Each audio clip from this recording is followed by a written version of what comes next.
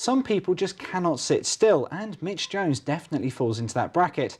After competing in the Mongol Rally, cycling from the UK to Oslo and biking the length of Vietnam, Mitch now has Mount Everest in his sights.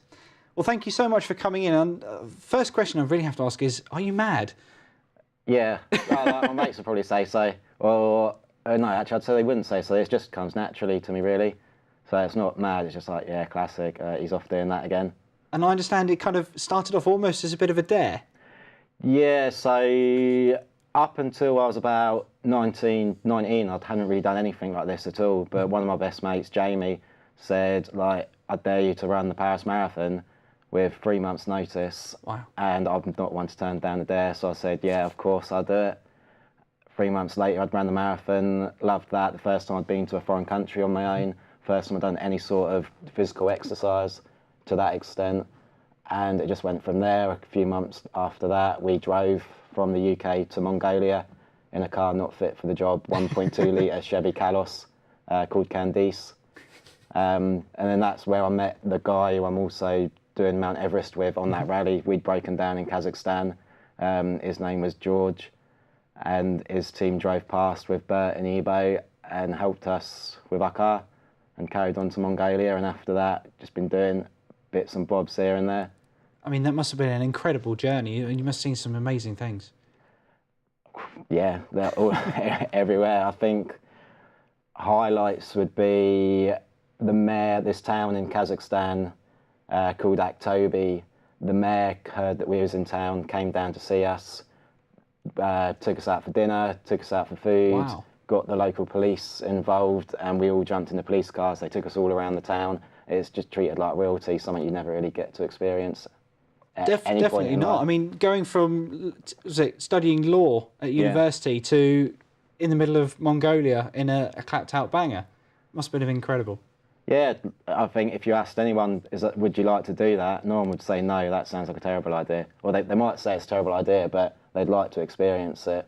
So my philosophy really is, if I wanted to do something, rather than say, oh, what if that happens? What if something goes wrong? Just do it. And then if it does go bad, that's the best stories anyway. Exactly. And so where now did the next adventure come from, the idea to climb Mount Everest? So George and I, when we was in Vietnam, we climbed this mountain called Fancy Pan, which is actually the highest mountain in Indochina, so Vietnam, Cambodia and Laos, which is about 3,500 metres tall. And we was told that it would take 3 days to climb up and down. We did it in 10 hours, up and down, past the official guides, and they was like, oh, how long ago did you leave? Was it a couple of days ago as we was climbing up? To which we replied, no, we left this morning. And even the Sherpa guides were like, you're crazy.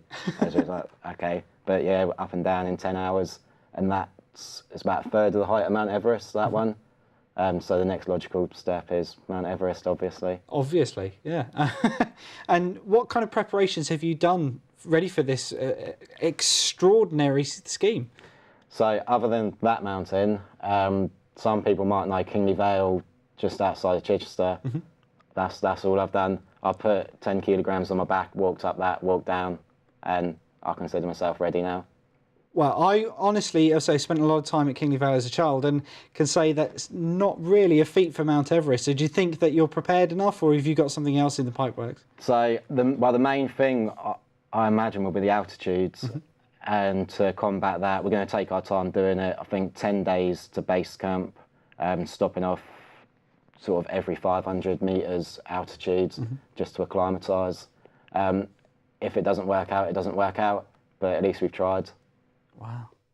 And are you doing this just for fun and games, or are you doing it for a worthy cause as well? So initially fun and games, which is how I've done everything, but if you can raise a bit of money for charity whilst you're doing it, then I think by all means, so it'll be Parkinson's UK is what I'll be raising money for. And you haven't got your Just Giving page set up just yet, but if people did want to get involved and help donate towards your cause, how can they get in touch with you? So they can get me on Instagram, handles at mjonas. That'll be the best way, and you can also see pictures of my training, or I say my training, my little bit of training I've done, and all the past adventures like the Mongol Rally and recently motorbike the length of Vietnam. everything like that, and my details for the Just Giving will be on that also. Fantastic. Well, please do come back and let us know how your latest escapade gets on, but thank you so much for coming in. Cheers, thank you.